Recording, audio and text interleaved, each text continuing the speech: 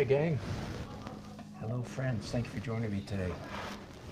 My name's Dan, and this is, we'll get official here,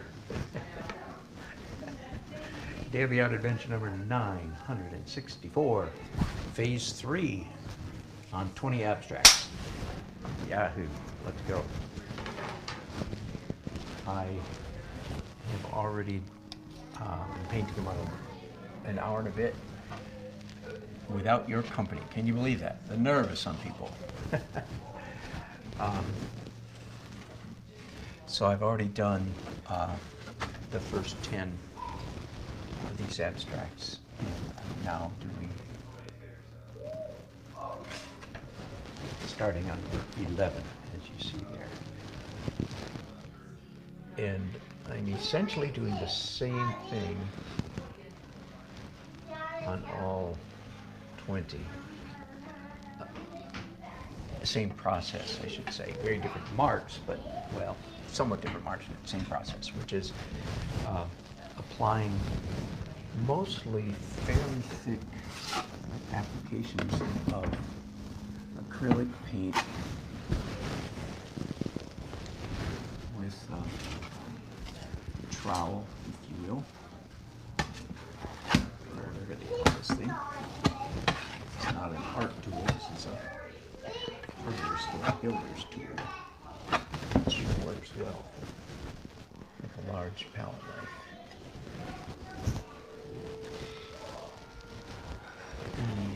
The paste, if you will, that I'm applying is made up of several things. It's, of course, a generous pile of white acrylic paint, and then about, I think, 30 or 40% addition to that of matte gel medium, a little bit of iridescent medium, a little bit of glitter, and a few other things, marble powder, and so on. So the idea is, I hope that when it dries, it'll have a little bit of grit and glitter to it, but I won't really know till it dries.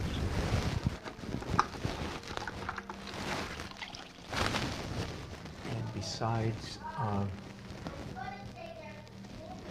doing quite a bit of painting with the trowel, I'm also doing quite a bit of follow-up then with a rag. One of the objectives, perhaps, is that the right word? One of the critiques I've had about many of my earlier abstract paintings, even though I like a lot of them a lot, is that it was a little bit too, they were a little bit too simple in that, let me see if I can find one. Find one that I like. Sure. This was typical of my work in that there's a real obvious background and a real obvious object on top of the background. And that's okay. And I like this painting quite a bit, actually. There's a lot of intricate, subtle stuff going on, even in the comb areas. But just that thing, the clear differentiation between background and object. And one of my goals and hopes for this series of abstracts, oh, another one, I'll show you, same thing. So everything that's pale yellow is our mind interprets as background, and then the dark stuff as foreground. Again, I like this painting. It's not even, oh, there it is. I was going to say it's not even signed. I guess it's supposed to go this way. There we go. I like it, but I wanted to, not get in a rut. I wanted to bust out that motif, background, background and object. So that is influencing quite a bit of what I'm doing with this series of abstract paintings.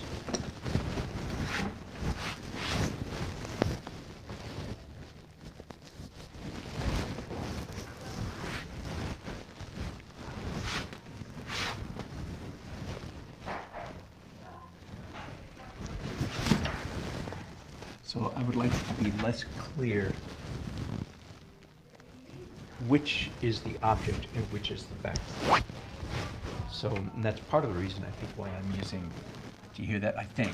That's part of the reason I think why I'm using a trowel and applying this white paint very thickly, because the thickness of the paint itself connotes object. Because our eyes see the thick paint on top of the thin paint, and that makes us think that the thick paint is the object. Anyway. And of course, all of this is subject to very much change, a lot of change yet to come. This is layer number 3. I've been saying the last couple sessions that I think there will be somewhere between 8 and 12 layers per painting. I'm now thinking that's a little bit high. I think it may be 6 or 7, maybe 8. That's, again, it's just as I go along. That's not an objective I'm going to try to reach, you know. I don't have any pressure on me like, oh, I need to do, 10 layers. No. Just paint till I'm done. And I'm doing white so far on every single painting. I'm up to number 11. So again, sorry I painted without your company. Here's another tool that I'm using. This is just a piece of plexiglass that I modified on a chop saw or miter saw.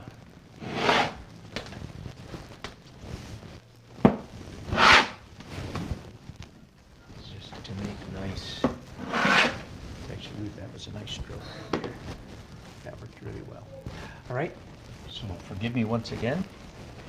I need to, do we have our Facebook people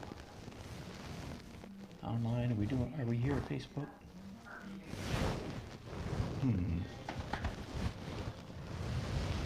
Hello, Uncle Hanno.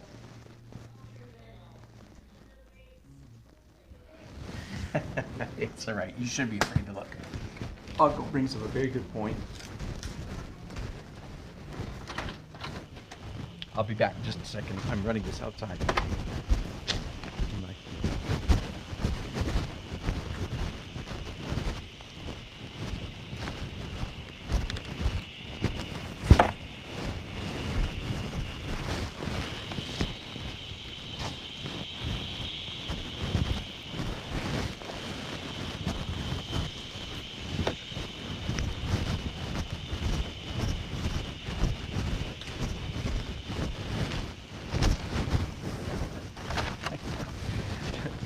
Truly, sorry for all the dead time there, folks, but it's real art in real time. So I'm carrying all of these outside to my front yard. Thankfully, it's not a very hot day out. It's nice, and the humidity is quite moderate. So. Which is important because, as you can see, as thick as I'm applying this paint, drying is going to be quite an issue. It's going to take a while. Okay, so a couple things about applying white paint. It's not going to stay white. Virtually none of the white paint that I'm putting on these panels is going to remain white. It's all going to get transparent glazes on top of it, okay? So if you're not accustomed to painting in transparents, that will be a little bit tricky for you to wrap your mind around, because you're looking at white paint right now, and you're thinking, oh, that's going to be white, and it is not at all going to be white. It may, I don't know, it may all end up light, but even that is not certain.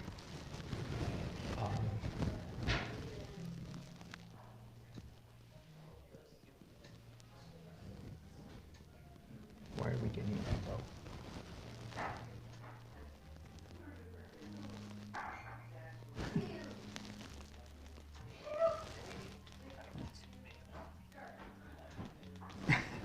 I'm sorry. Okay, I'm hearing myself like 40 seconds later. I don't know why. Well, I hope you're not hearing me 40 seconds later. Hearing me once is painful enough.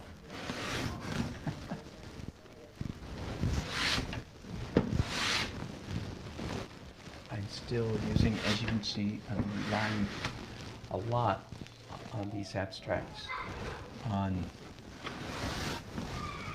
the beauty of the bold stroke, the beauty of the civic mark.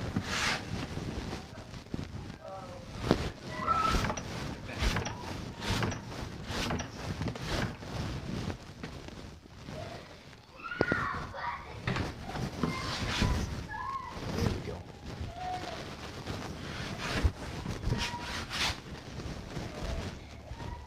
No, I'm not liking this circle.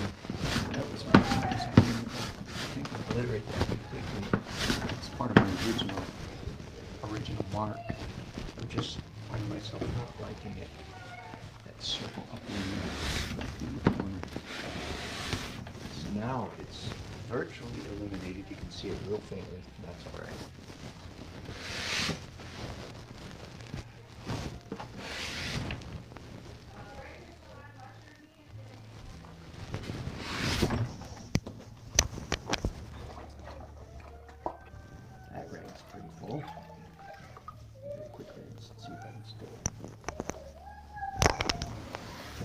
Oh, that was a lousy movement.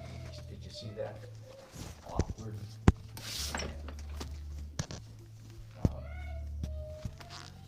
Awkward movements make ugly marks. Write that down. The essence of good painting is making interesting marks. Oh, that will explain a lot. My microphone had gone. Sorry about that. My YouTube friends, you were dangling. Oh boy.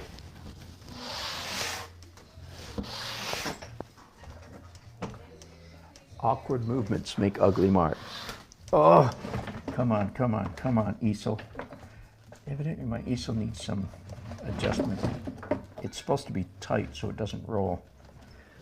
And that function is not functioning. That function's not working, so I need to do some carpentry work, evidently.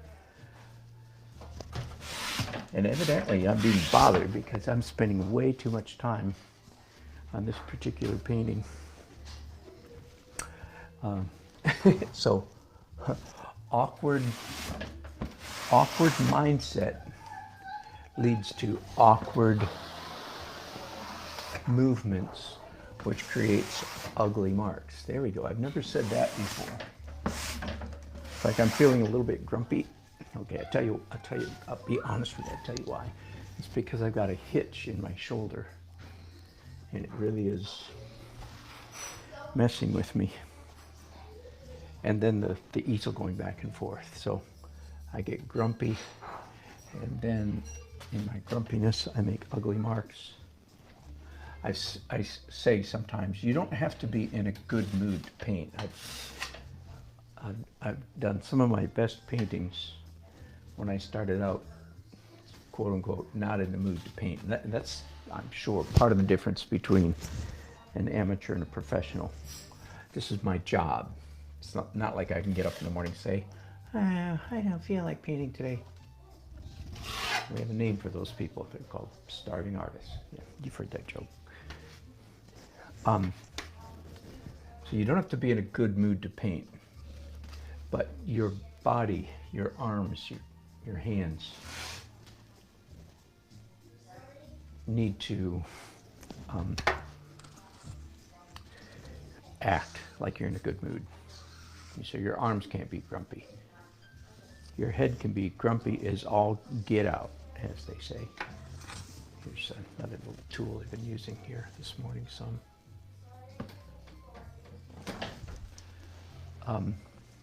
So I've changed this painting quite a bit. There was a prominent circle up here, which you saw me eliminate.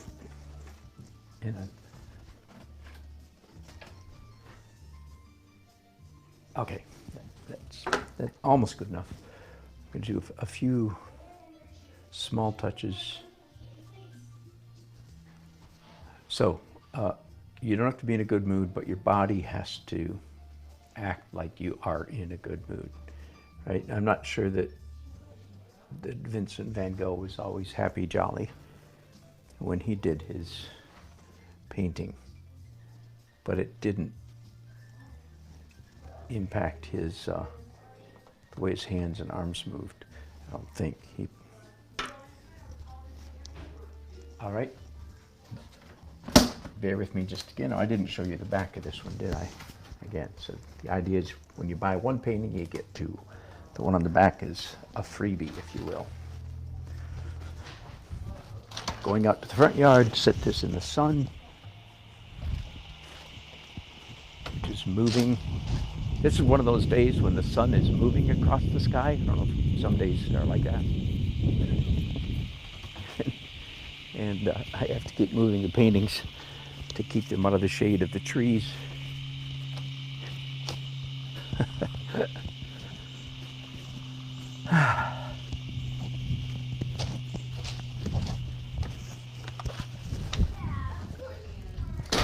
All right, yep, I hope not to take that long on most of these.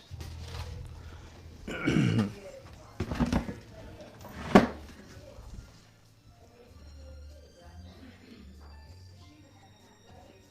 going to, instead of starting with the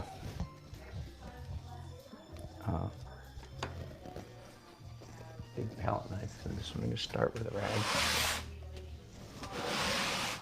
One of the observations I've made about this set of paintings, this set of 20, is that there's a few too many, it seems to me, a few too many straight lines. Not enough curved lines. So I'm in the mood to try to preserve. I think I have a finished curvilinear painting, abstract painting back here. Yeah, I do. It's a big one. Here, just for fun. I'll show you one of my finished abstracts. This is pretty big. Sorry, you can't even. Can you see it? Now you can see some of it. There's the top. Okay. Maybe if I go this way, you can see more of it. There we go. Anyway, I like that. I like the movement in that. Oh, according to my signature, it's supposed to go this way. There you go, but it could go any way you want. So that's what I call a finished abstract painting. And abstracts are 100% play of elements of design and principles of design. So you don't have any object to distract you. It's nothing but visual. Good abstract paintings.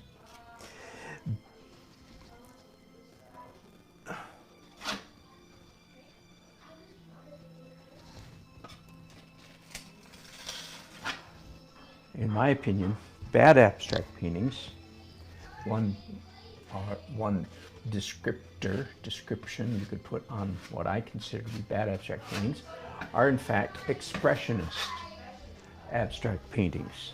And that might come as a surprise to some of you. This myth that I'm about to mention is so widespread. Oh, I'm already done with that one almost. Just a few bits of light stuff, small stuff. That'll be good.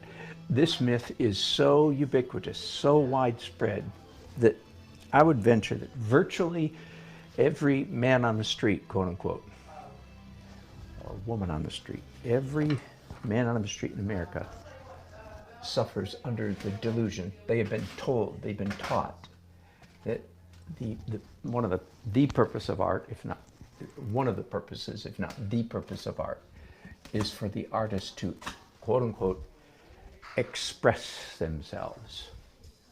I mean, that's so universal that to attack it would leave most people gasping and gaping, saying, no, you're not going to tell me that that's not true. Well, I am. That's a pile of horsepucky, virtually unknown in America, in the world, before 1907, the Armory Show in New York. See, I have history behind my crazy statements. But it has now been trumpeted so repeatedly that, again, most people think that art is about self-expression. I have a gesture for that. The expressionist art the expressionist gesture is back of palm to forehead slap.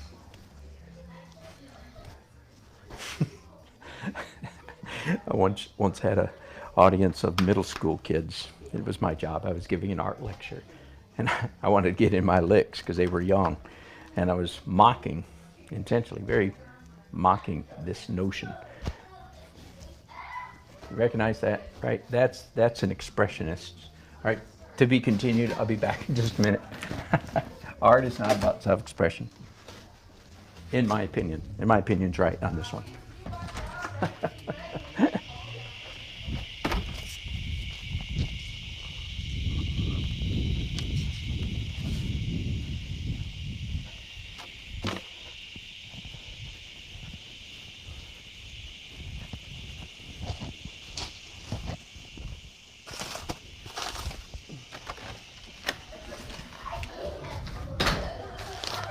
Now, there was a whole movement, of course, perhaps several movements in the 20th century predicated upon the notion, the very notion, the assumption that all art is self-expression. I mean, the expressionist art. And I just told you that I think abstract painting that is indeed expressionist is, for the most part, crap. It's bad abstract painting. Now, that doesn't mean that several of the artists who produced it didn't deserve to be in therapy because they were such screwed up human beings that they needed some kind of therapy, and so they used their art as their therapy. And I celebrate that. There's a lot of people that are really screwed up and need some kind of therapy, but that does not behoove me, obligate me in any way to then look at their artwork and say, ooh, genius, beautiful. I mean, not beautiful, but, the pathos. What a bunch of bullcrap. No, I'm glad they got therapy. I'm glad their artwork helped them exercise their personal demons. But just because they exercised their personal demons doesn't mean I have to look at it and like it or think it's good. And I don't think it's good. I think it's crap. Now, every once in a while, somebody will do an expressionist thing that's good. But again, the basic idea of expressionist art is, I hope I'm mocking the hell out of that concept, because that's what I want to do. It is this ridiculous concept, absurd, deserves to have the hell mocked out of it. Absolutely. I don't care about artists. I don't care about how you're feeling. I really don't care. I mean, it doesn't mean that if you're my friend and my neighbor and somebody in need, I care. but that's different. That's different from you saying, I'm an artist, artists express themselves. I'm going to have an emotional catharsis on this canvas, and it's your job to look at it and go, ooh, ah, ooh, ah. I don't go, ooh, ah. I go, that's a sick person did that. One of probably my least favorite painter in the 20th century is, now John Blank will come to me in a second. Oh, the Dutch name, what's his name? Come back to me in a second, forgive me.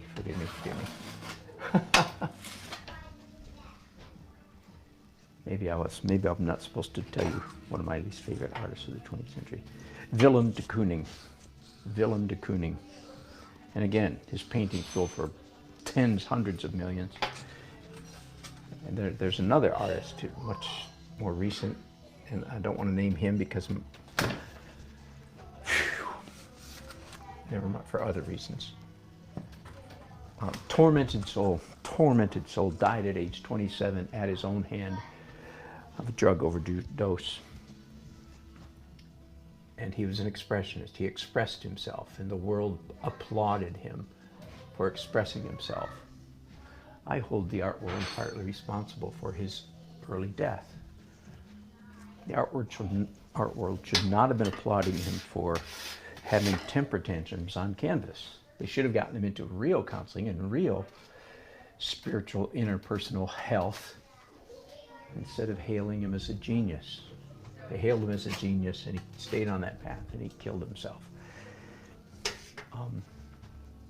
Anyway, so art is not about self-expression. Art is about creating something that people want to look at. Now, there's a lot of different reasons for wanting to look at something.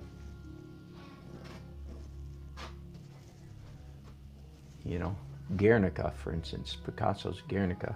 And I'm not this has really put me out of favor with most of the world. Not a huge fan of Picasso. I don't hate Picasso. In fact, I believe that his Guernica was a masterpiece that nearly ruined him, because that was truly a great painting. And he rarely, maybe not for the rest of his life, rivaled or matched a painting that he did when he was, I forget, 39 years old or something. That's just a thought. Can't prove that. It may not be true, and I don't need to be true. That's just a thought I've had. And if it's a thought that's birthed out of grace. Anyway, it's a very depressing painting, but one that people want to look at. Anyway, never mind. I'm getting too deep. Too early in the morning. We'll just leave it at art is not about self-expression, in my opinion. All right, I'll be right back. I have to put this outside in the front yard in the sun to dry. I'll be right back.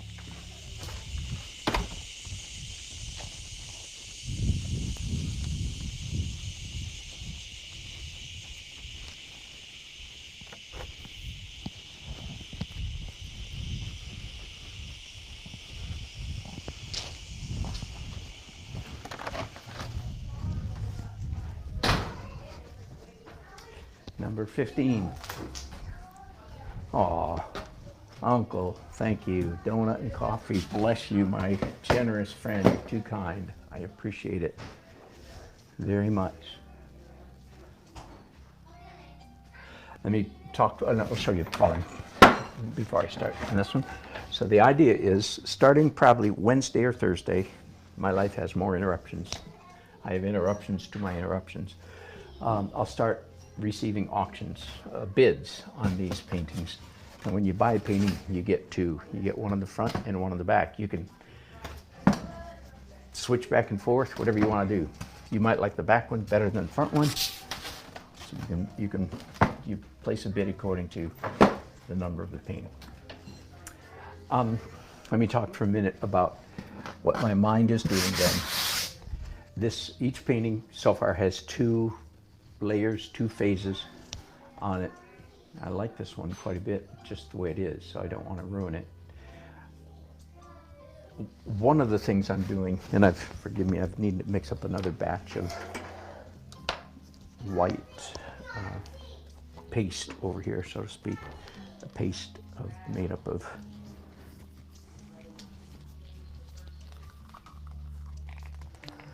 titanium white, a gel, matte gel medium, and several I'm having a hard time getting paint out of that tube.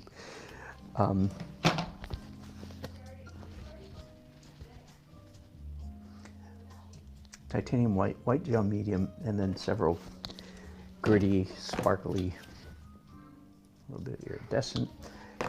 I'm hoping that when this dries, that it will have a little bit of sparkle to it. I'm just doing that just purely for interest, that's all, just so it's visually interesting. See, that's as opposed to I'm trying to express myself.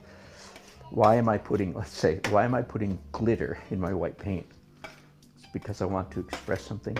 I want to make a social commentary about the artificiality of the capitalist system. By the way, that's what I'm, with that example, if you get in the art world, in the art establishment, they believe art, for the most part, the professors in the university believe that art, they've drunk the Kool-Aid of the 20th century, and they do in fact believe that art is about self-expression. And just in case you wonder, there are only certain, so you're supposed to communicate a message through your art. But just in case you wonder, there are only certain messages that are approved by the academy, by the university art departments, okay? And God help you if the message you're trying to communicate is that life is good. No, you've missed in the academy. You missed the memo. No, you're not supposed to communicate that life is good. You're supposed to communicate that life is hell. Life is painful, don't you know? Well, of course it is painful, blah, blah, blah. We don't need an artistic genius helping us experience the pain of our life. Anyway, boy, I'm in a heavy mood this morning, aren't I? I'm in a mood for killing some sacred cows. That's what I'm in the mood for. Anyway, so why do I put glitter? Because I'm trying to communicate, mock the artificiality of whatever. No, of course not. I'm doing it because I want it to look interesting. I could use the word beautiful, but then I really do get into a philosophical quagmire and come to blows with the philosophers of aesthetics, who will wrestle me to the death with the argument there's no such thing as beauty. So, but I'm not trying to express I'm not trying to express even an opinion. Oh yeah, there is such thing as beauty. Oh yeah. No. I'm trying to create things that are interesting to look at. I do have a definition of art, of course, which puts me way outside, out in the cold compared to the rest of the art world, the art establishment world. Because they have entire libraries full of books that essentially assert there's no such thing as beauty. Written by people with very unbeautiful lives, I might add. If I were Clement Greenberg, I would have believed there's no such thing as beauty too. He lived a virtual tabloid of a life. Anyway, never mind, I'm getting personal now. Today on Jerry Springer, Clement Greenberg, yay! Grumpiest art critic in the world. Yay! So Clement, tell us, why are you so grumpy?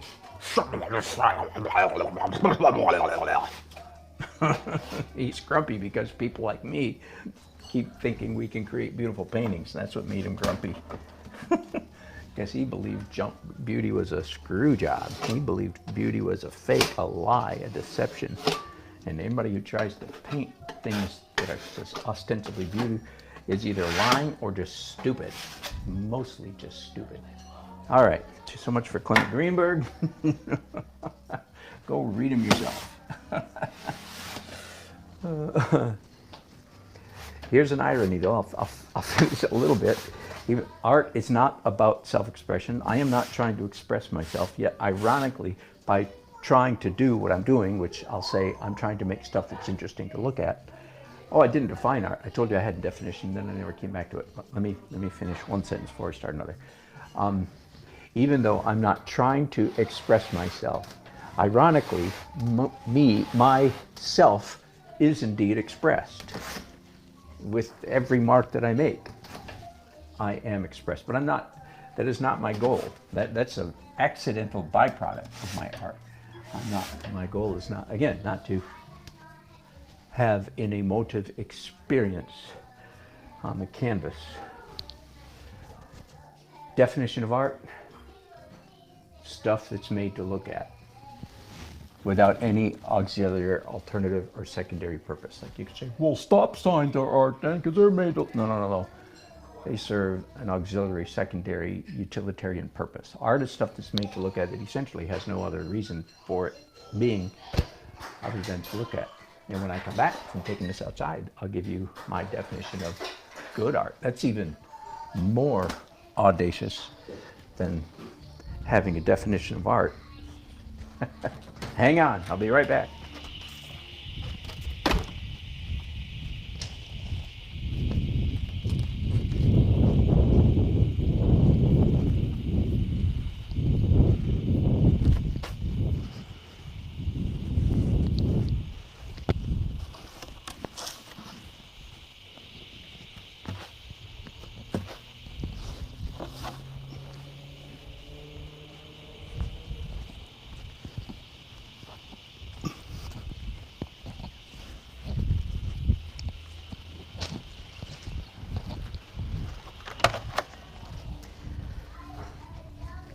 All right,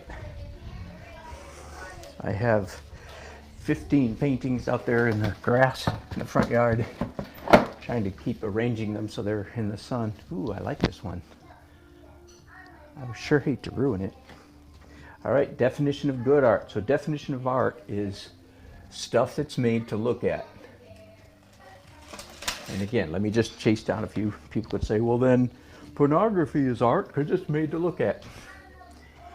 Okay, stuff that's made to look at without any auxiliary, utilitarian, secondary purpose. Just made to look at. Yeah, like pornography. No. I don't know about women, but men who look at pornography are not just looking at it to look at it. They're looking at it to get turned on, okay? You know that. Come on.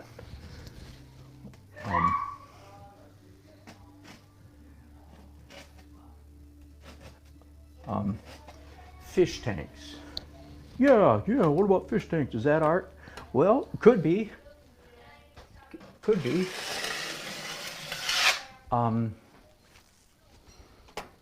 It's artistic, right? So there you go. There's going to be fuzzy areas. Is there any function or purpose for that fish tank other than to be interesting to look at?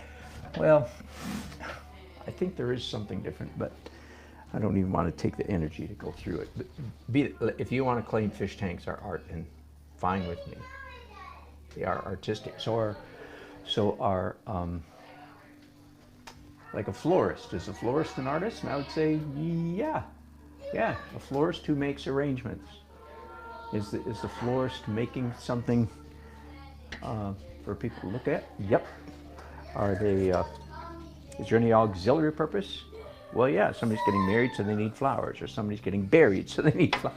No, okay, but no. Okay, definition of good art. And brace yourself for disappointment, because clearly you can't really define good art, but I can take a crazy stab in that direction. Here it is.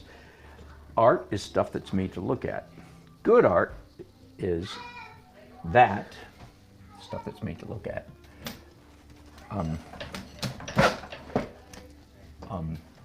That people enjoy looking at.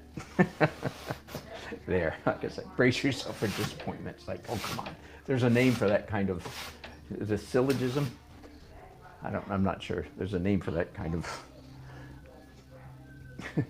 that kind of logic, if you will.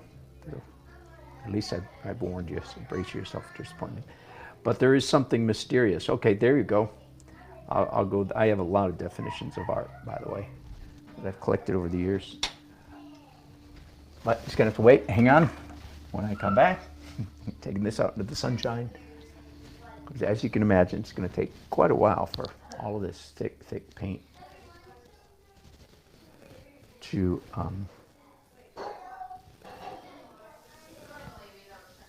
going to take quite a while for all this to dry, so I'm careful to put it in the sun. All right, be back in just a minute.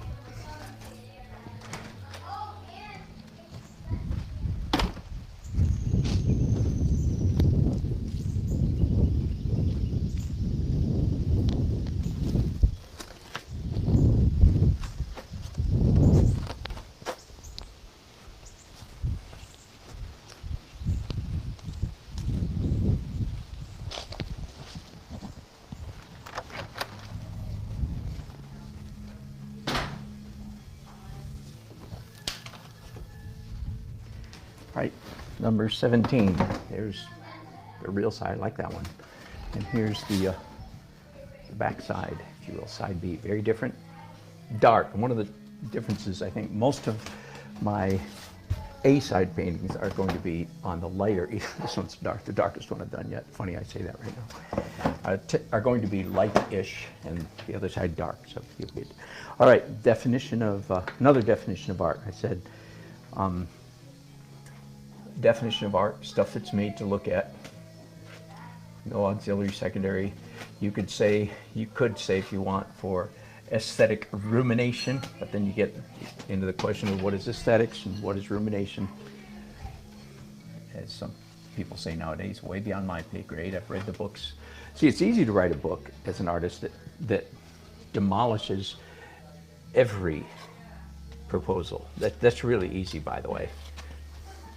It's real easy to write a book, say there's no such thing as art, no such thing as beauty, no such thing as good art. It's always easy to take on the tone of the scoffer or the mocker. It's really funny to me because some people think they're really brilliant because they're so good at mocking. It's like, are you kidding? Every human being has that defect built into their soul, the ability to mock and scoff. Being good at it just means you're good at being bad. It's nothing to brag about. Everybody's good at being bad. Just some of us have learned to rein that part of that unseemly part of our character in, if not just rein it in like in a deceptive, artificial, phony way, but actually put that part of our nature to death, if you will, and live out of a much better part of our being. Anyway, so it's easy to write books like Clement Greenberg did, that basically just grump and grouse and complain about everything. No genius required for that kind of thing. But always popular. If you take on the tone of a scoffer, a ridiculer, a scorner, there will always be an audience. Because every human being on the planet has within their soul that scoffing place, that scoffing voice. And so everybody that reads your book will easily identify. It's easy to identify with the dark side. That's why Marx is so popular, by the way. And I've read Das Kapital. Come back to me when you've read the book or when you've read his biography. He was a cesspool of a character. Tragic. And you think I'm being mean. No, that's just because you haven't read his biography. But why is he popular? It's easy. Let me sound quasi-religious for a minute. You're always afraid that I'm going to sound religious anyway, but God said, thou shalt not covet. Karl Marx came along and said, to hell with that. Everybody should covet. Everybody should covet. Everybody should be mad as hell about all the stuff they don't have, and be and steal from anybody that has stuff and give it to people that don't, because the people that don't clearly deserve it a lot more than the people that do. Does it sound familiar?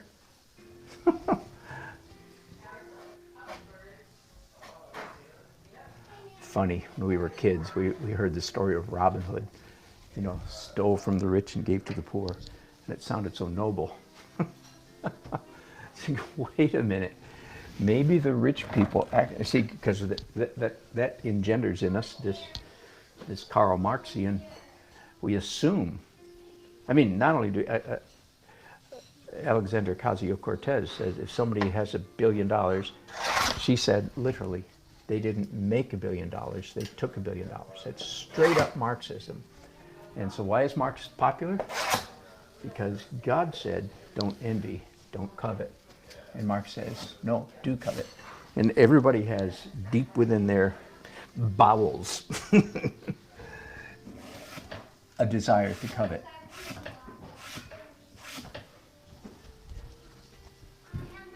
So that's why he's popular. That's why pornography is popular. Pornography will never, as long as there are human beings on the planet, will never lack for an audience. Why? Because everybody wants to live a profligate lifestyle at a certain level. At a certain level. So anyway, definition of art. Stuff that's made to look at. Definition of good art. Stuff that people like looking at it. And then the question is, well, why do they like looking at it? And at that point, I'm going to jump off the planet and say, because people enjoy looking at something because for some reason that we do not understand, beauty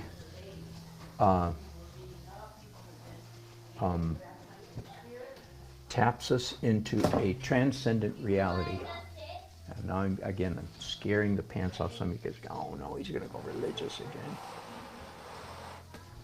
So I go there gently, but I didn't say religion, I said transcendent. That means there's something beyond the mere measurable, seeable, touchable, feelable.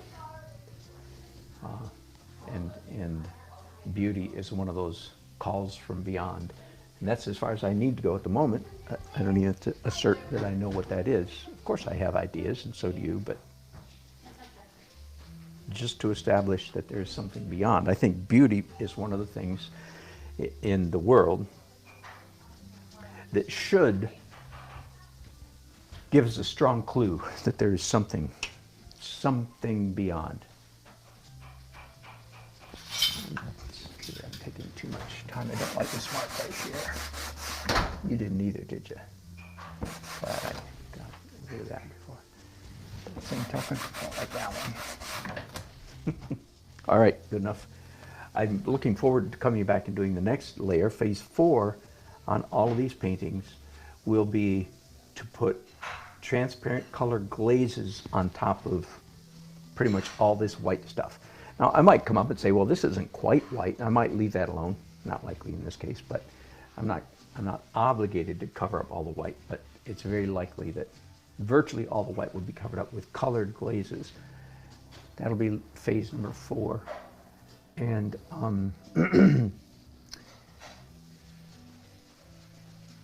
and what else will I do in phase 4? I don't know. We'll all find out together. All right, again, give me just a minute to run these out to the sunshine in the front yard. 3 more to go, and I'll be done with this broadcast and done with phase 3. Hang on.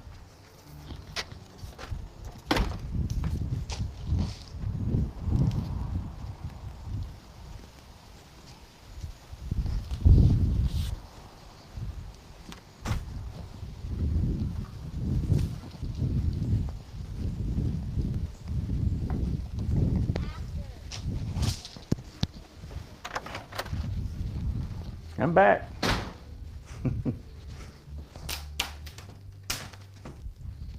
Let me see some of your comments are going on here. Hello, Matt. You're probably gone by now. Hello, Mahim Qatar. Oh, wonderful. And Monique and Soren Biswas. Hello. Good to have you guys here.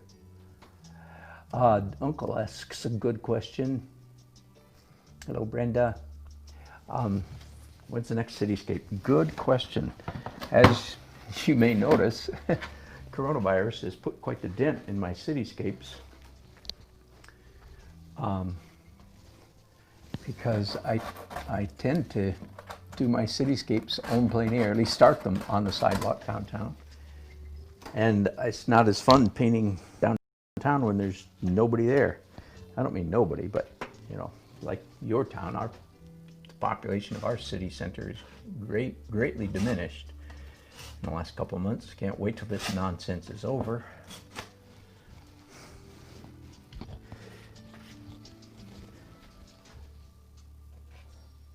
So, I don't know. There's no question that coronavirus has impacted my art. That's part of the reason I've done, I believe at last count, 36 portraits in the last several months. That was a good decision.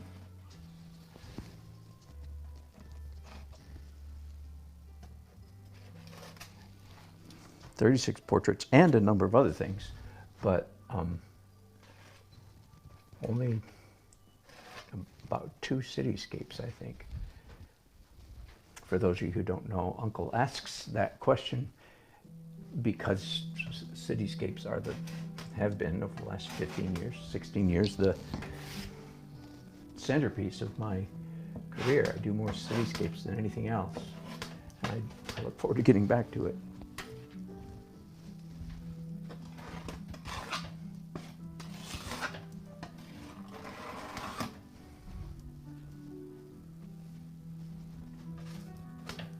And some of you might be thinking, yeah, but if you took your easel and went downtown, wouldn't that help bring life back to downtown? And I say, way to go. Now you're thinking like Dan Nelson. If I do go downtown, it will be, in fact, help breathe life back into the heart of our city. So I'm not likely just to wait until everything gets back to normal. No. I'm part of the impetus that brings things back to normal. That's how I view myself, my mission, if you will, in life. I'm not just a follower responder. I'm an initiator.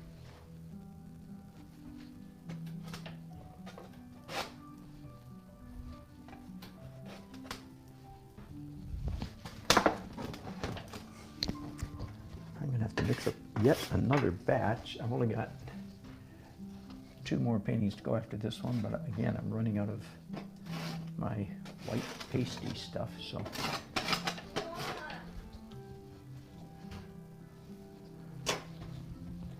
Let's do some painting with a rag.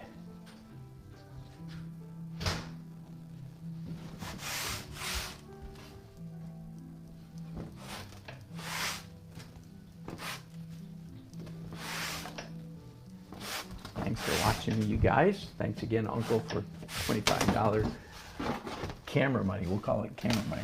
I'm real close to buying that next Mevo camera, which will give me a little better quality, a lot better quality on Facebook and a little better quality on YouTube. And I'm just about ready to make that order. As you can imagine, coronavirus has impacted my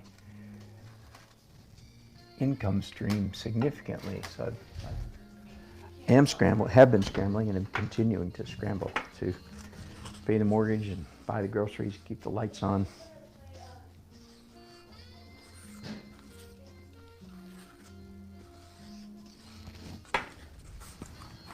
So I don't have a lot of discretionary. Being a good artist and being a rich artist are 2 different things. And most of the rich artists, you know, is because their significant other has a great job or a great retirement. Did you see a sign? All right, be back in just a minute. 2 more to go. That looks like the letter X to me. I think that might have been X. Like a little mouse.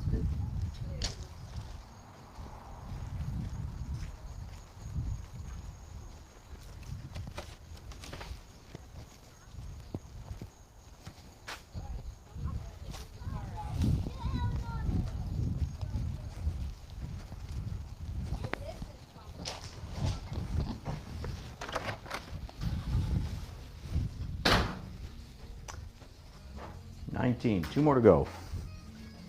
Here's painting number 19. I like that one. There's the back side of 19. I like that one too.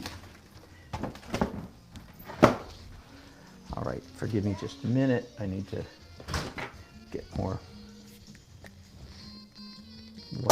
white paint. Hopefully just enough for 2 more paintings, so that I'm not wasting tons of paint. I don't like wasting tons. I like wasting little bits of paint, but not tons. No, I don't like wasting any paint. But I had a teacher one time, or heard a teacher say, you can't both paint and save paint, that is, preserve paint at the same time. That is an impulse I've seen often among students, the desire to not waste paint. So they put up little tiny piles, like on their palette, when they're putting up their palette, because they don't want to waste it. And that impulse, that tiny impulse, works against, it mitigates against good painting. Because you can't have a mind full of saving money. You can't have a mind full of saving money and painting at the same time. The impulse to save money will keep you from being a good painter, because it's at loggerheads. It's at odds with the artistic, creative impulse. You won't do what you need to do because you're afraid of using too much paint. So that's in a way I'd say, somewhat tongue-in-cheek, that I like wasting little bits of paint. Can't be helped. You just have to get over it in the paint world. You are going to waste paint. There's no such thing as a perfect palette. Every palette system entails some degree of waste.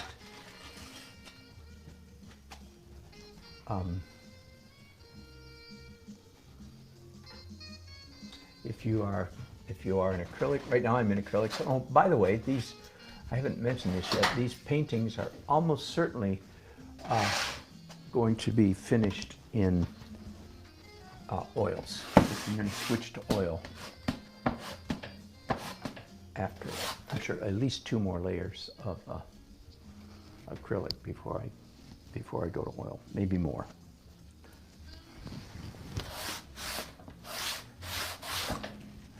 If you're an acrylic painter, I'm sorry, I started to make a statement about not wasting paint. If you're an acrylics painter, let me just pick something up here. In my opinion, you must get one of these. This is Masterson Stay Wet palette. Take the lid off so you can see what's going on here. So there's a piece of paper that's replaceable. You get a whole packet of paper. You soak that in hot water first, and then they give you a sponge, but my sponge is long since worn out. So that's a rag that's wet, saturated, and you can keep your acrylic paints open like this for quite a long time because the paper is wicking moisture up from the sponge or rag, in this case, underneath. Okay, so if you don't want to waste too much paint, for you acrylic people, Masterson is the name. Let's check again, make sure I got that right. Yeah, Masterson Stay Wet, S-T-A-W-E-T, cutesy spelling, Stay Wet palette. That's worth its weight and worth its price in unwasted acrylic paint.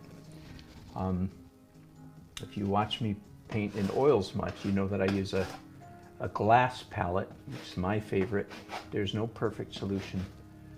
And the glass palette, in between, when I'm finished painting for the day, it goes into the freezer, and I don't lose that much paint in